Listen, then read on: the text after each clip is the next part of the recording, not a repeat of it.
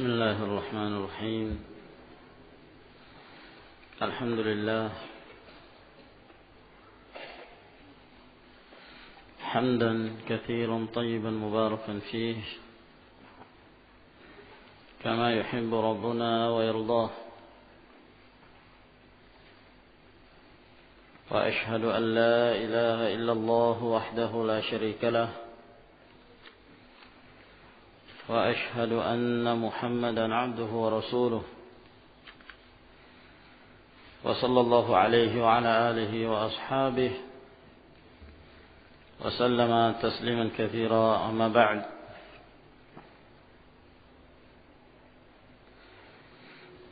ma'asyiral ikhwah rahimakumullah, kita lanjutkan kembali pembacaan dari kitab At-Tibyan fi Adab Hamalatul Quran.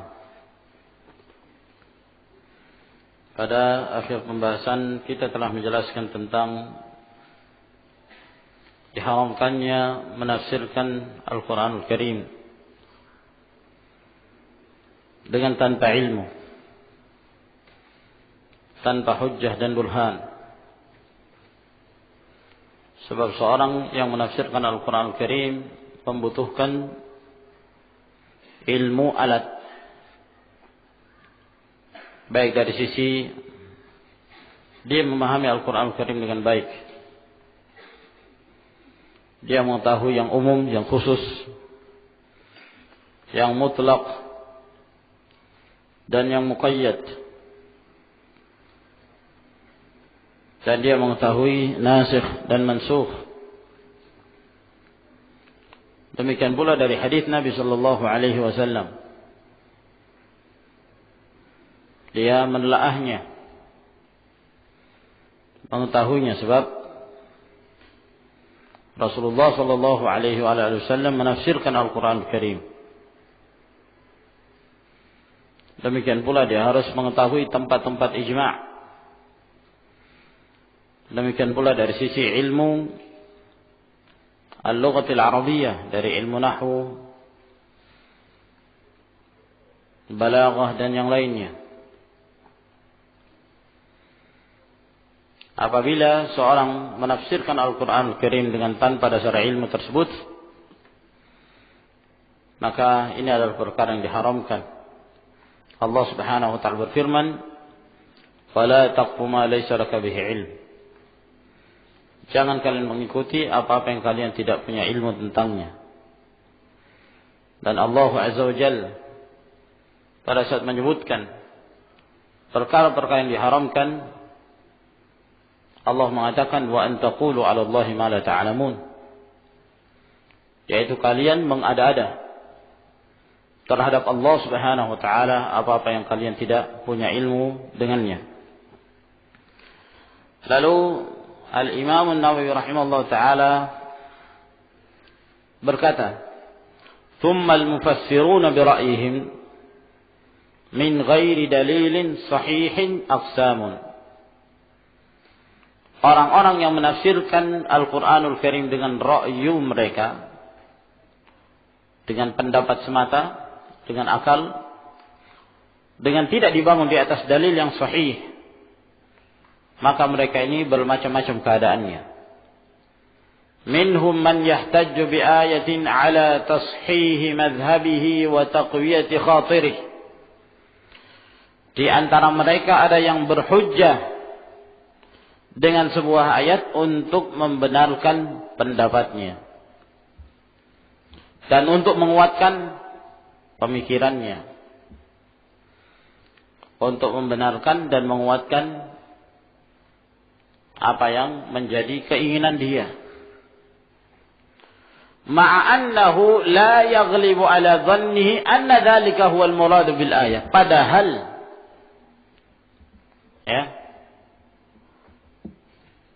secara persangkaan dia tidak menyangka bahwa itulah yang dimaksud di dalam ayat tersebut. Nah, la yaghlibu ala dhanni, bukan kemungkinan, dan dia sendiri menyadari bahwa kemungkinan besar bukan itu penafsirannya, bukan itu maksudnya. Wa innama yaqsidu adz-zuhur ala khasmi, hanya saja yang dia inginkan adz-zuhur, ya, untuk memenangkan di atas lawannya agar dia bisa menang dalam dialog misalnya. Jadi paksakan. Padahal dia tahu sebenarnya memang bukan itu penafsirannya, tapi karena nggak mau kalah dalam debat, ya, tidak ingin dijatuhkan, dia merasa malu, maka terpaksa dia menggunakan dalil yang dia sendiri tahu bahwa sebenarnya dalil itu tidak diarahkan ke situ. Terpaksa dia memakainya. Nah, ini batil. Nah, ya. Sebagai contoh misal, mungkin sebagian mereka ada yang berhujjah dengan hadis-hadis al-jamaah. Nah, bahwa Rasulullah sallallahu alaihi wasallam menjelaskan tentang perpecahan umat menjadi 73 kelompok. Seluruhnya masuk neraka kecuali satu. Siapa itu? Al-jamaah. Siapa itu al-jamaah? Ya maksudnya jamaah, kami ini jamaah. yakni Islam jamaah misalnya. Maka siapa yang tidak masuk ke dalam Islam jamaah maka bukan dari kelompoknya. Siapa yang bukan dari kelompoknya maka kafir, murtad. Karena tidak berbaiat. Orang tidak berbaiat kepada pimpinannya maka dia mati masih jahiliyah. Kalau dia kafir berarti tidak boleh bersentuhan dengannya, najis. Sehingga kalau dia masuk ke dalam masjidnya maka kalau dia keluar harus dibersihkan. Nah, memahami ayat-ayat tersebut ataukah hadis-hadis yang menjelaskan tentang al-jamaah semuanya diarahkan kepada kelompoknya. Wa minhum man yaqsidu ad-du'a ila khairin. Di antara mereka ada yang menafsirkan Al-Qur'an dengan ra'yunya, tapi dia memaksudkan untuk mengajak kepada kebaikan. Wa yahtajju bi ayatin min ghairi min ghairi ayyadhhara lahu dalalatun lima qalahu. Dia maksudnya baik, ingin mengajak kepada kebaikan. Nah, maka dia pun berhujjah dengan ayat. Yang ayat yang dijadikan sebagai hujjah itu tidak jelas menunjukkan terhadap apa yang dia katakan. Tapi maksud dia baik. Nah, maksud dia bagus. Ingin mengajak orang pada kebaikan. Tapi salah pendalilan. Ya. Asal comot ayat, lalu ayat ini jadikan sebagai hujjah misalnya. Nah, ya, dianggap bahwa itulah yang dimaksud dari hukum yang dia sebutkan. Nah, maka ini juga termasuk menafsirkan Al-Quranul Karim tanpa ilmu.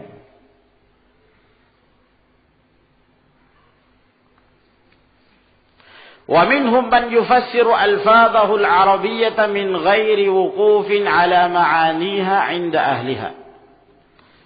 Di antara mereka ada yang menafsirkan lafaz-lafaz bahasa Arab dengan tidak melihat kepada makna-maknanya menurut ahlinya. Jadi dia pahami sendiri. Dia memahami sendiri.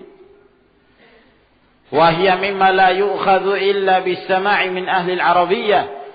Padahal lafaz-lafaz ini di antara lafaz yang tidak diambil kecuali harus mendengarkan langsung dari orang-orang yang ahli dalam bahasa Arab.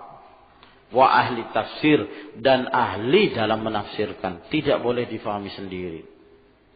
Nah, tidak boleh difahami sendiri. Kabayani ma'na al-lafzati wa i'rabiha, seperti menjelaskan tentang makna sebuah lafaz dan i'rabnya, wa ma fiha min al-hadfi wal ikhtisar, dan apa yang terhapus pada kalimat itu dan ringkasan, ya, kalau ungkapan tersebut diringkas, wal idmari wal haqiqah wal majaz wal umum, Dia harus mengetahui domirnya itu kembali kemana. Dia harus tahu apa itu hakikatnya, apa majaznya, apa umumnya. Wal khusus, ya, khususnya apa. Wal ijmal, secara global, ayat-ayat yang menyebutkan global. Wal bayan, yang menjelaskan. Wa taqdim wa ta'khir, mana yang didahulukan dan mana yang diakhirkan. Wa ghairi dzalika mimma huwa khilafudz zahir, dan yang selain itu dari apa-apa yang mungkin menyelisihi yang zahir. Nah, ini pengambilan ilmunya memang harus dari ahlinya.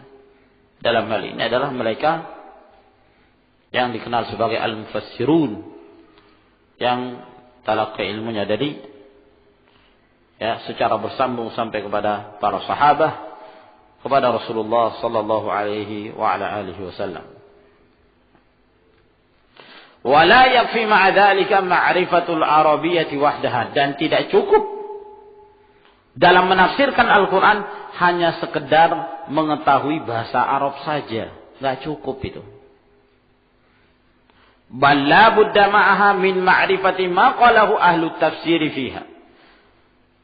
Bahkan dia harus bersama dengan bahasa Arab yang dia miliki, dia harus punya ilmu tentang apa yang diucapkan oleh ahlu tafsir dalam menafsirkan ayat itu.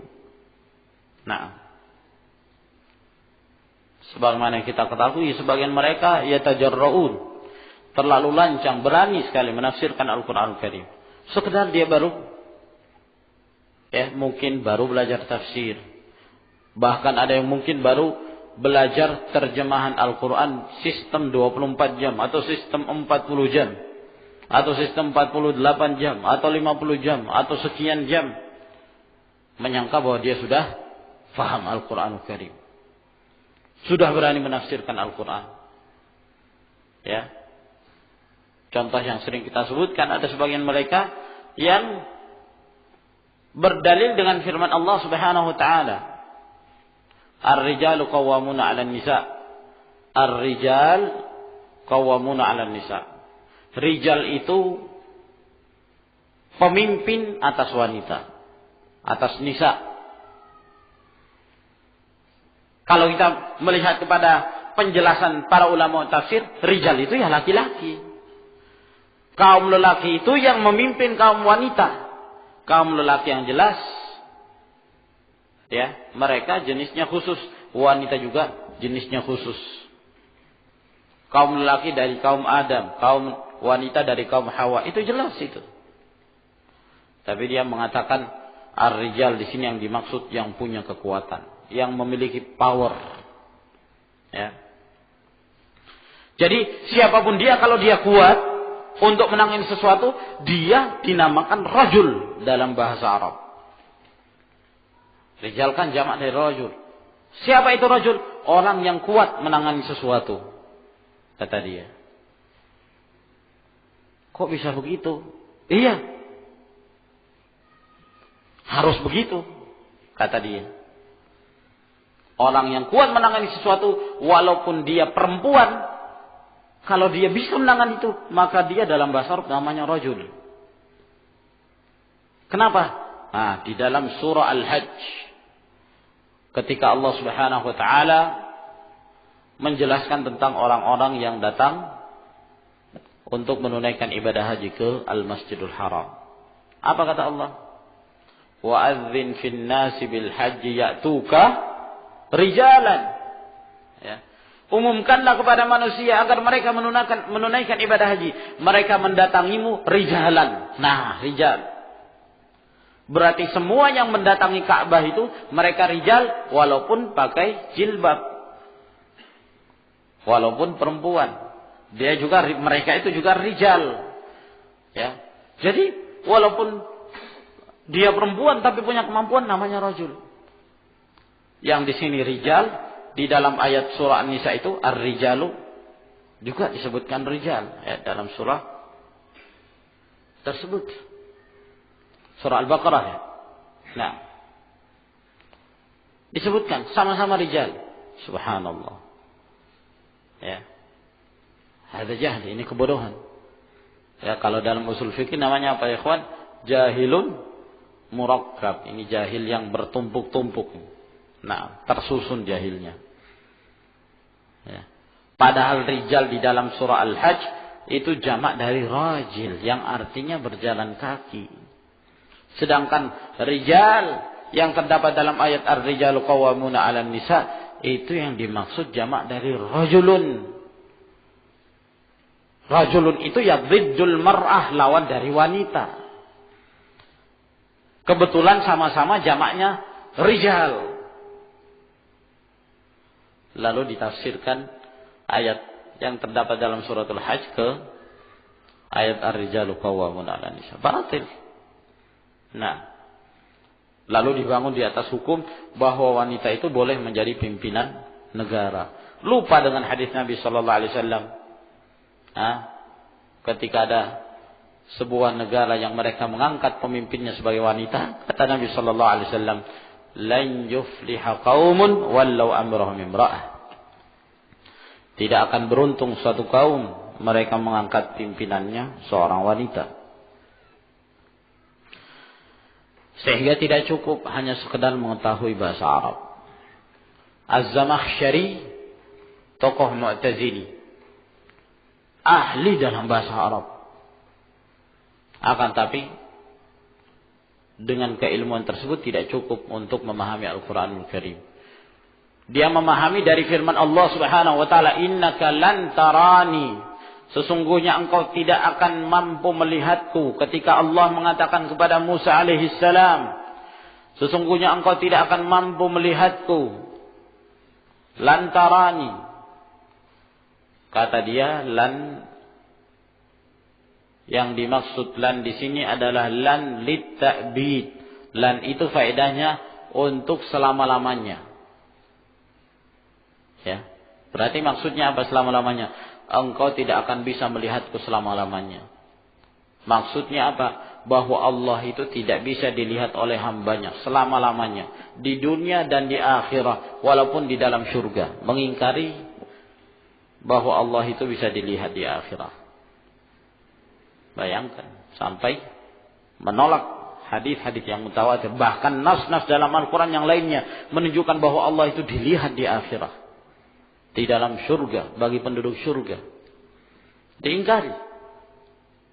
Berdalil dengan lan itu litakbid. Padahal secara bahasa sendiri keliru. Dibantah oleh jumhur ahli bahasa, jumhur ahli nahwu, bahwa lan tidak menunjukkan takbid. Bihasabihi. Tergantung konteksnya, tergantung siyaqul ayat. Nah, maksud dari ayat itu, innaka lan tarani, sesungguhnya engkau tidak dapat melihatku, ya ini selama di dunia. Kamu tidak akan mampu. Dan itu dijelaskan oleh hadis Nabi sallallahu alaihi wasallam dalam riwayat Imam Muslim. Innakum lan tamutu, innakum lan taraw rabbakum hatta tamutu.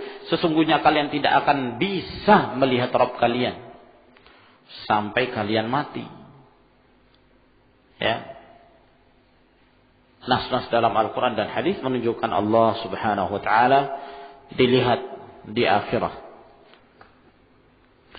Faqad yakununa mujtami'in ala tarkidz zahir. Boleh jadi para ulama tafsir sepakat untuk meninggalkan makna secara zahir yang terdapat dalam ayat tersebut. Ya. Au ala iradatil khusus, ataukah maksud dari ayat itu khusus?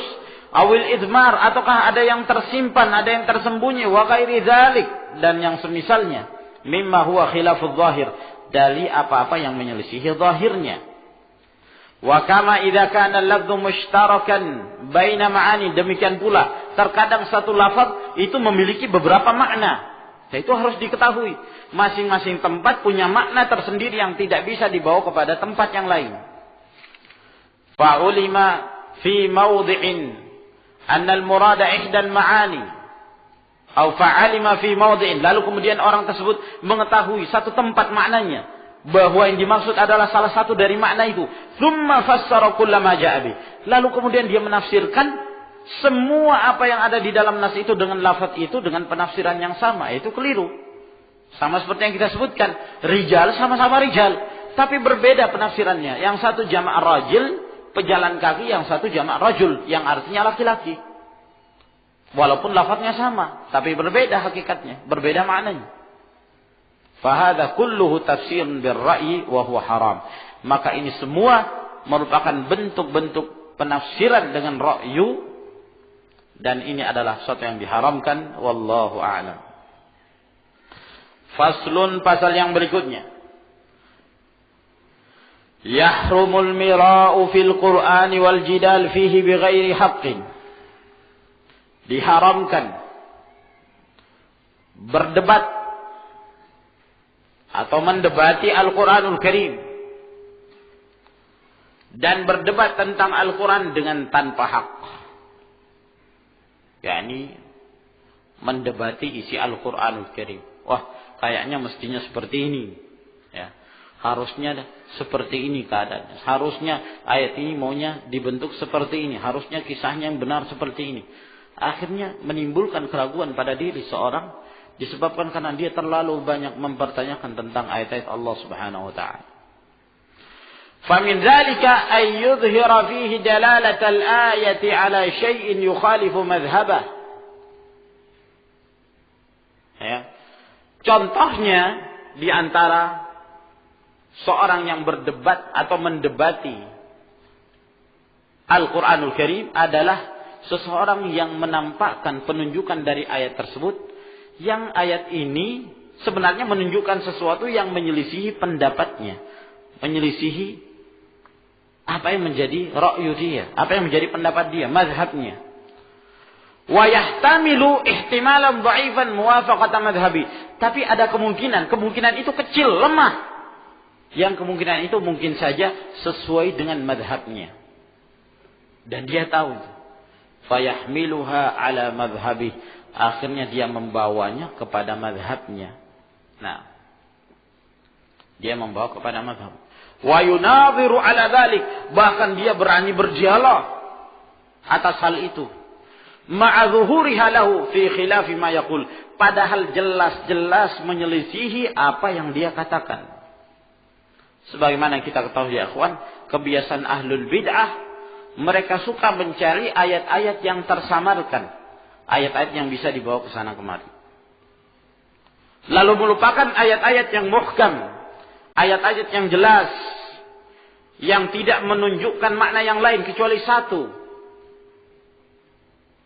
Allah Subhanahu wa taala menyebutkan itu dalam Al-Qur'an Al-Karim. فَأَمَّا الَّذِينَ فِي قُلُوبِهِمْ زَيْغٌ فَيَتَّبِعُونَ مَا تَشَابَهَ مِنْهُ ابْتِغَاءَ الْفِتْنَةِ وابْتِغَاءَ تَأْوِيلِهِ. Adapun orang-orang dalam hati mereka ada penyakit, maka mereka suka meneliti, mencari-cari ayat-ayat yang samar-samar itu. Sengaja untuk menyebarkan fitnah, mencari penakwilan-penakwilannya, perubahan-perubahannya. Nah, kata Rasulullah sallallahu alaihi wasallam ketika beliau membaca ayat ini, beliau mengatakan kepada Aisyah, "Idza ra'aitil ladzina yattabi'una ma tashabaha minhu, fa ulaika alladzina sammahumullah fahdharuhum." Apabila engkau melihat ada orang-orang yang suka mencari ayat-ayat yang tersamarkan itu, ayat-ayat yang bisa dibawa ke sana kemari maknanya, maka mereka itulah yang disebut Allah dalam Al-Qur'an itu. Hati-hatilah kalian terhadap mereka. Hati-hati. Nah,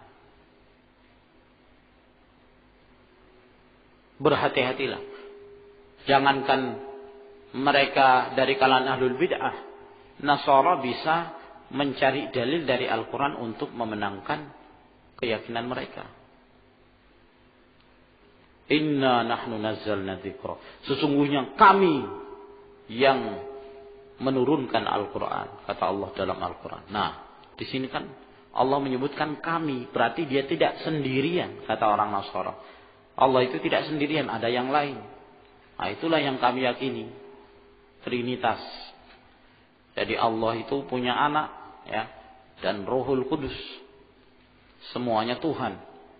3 dalam 1, ya, 3 in 1. Nah, pakai dalil, pakai Quran. Lupa dengan ayat-ayat yang lain, qul huwallahu ahad dan seterusnya. Begitu juga kaum Jil. Ya. Mereka pakai ayat-ayat yang tersamarkan, yang kira-kira bisa dibenarkan untuk membenarkan madhab mereka, untuk membenarkan keyakinan mereka bahwa Yahudi dan Nasara itu enggak kafir. Nah, di antara Yahudi dan Nasara ada yang mukmin. Nah, dipakai dalil-dalil yang samar-samar itu untuk memenangkan pendapatnya.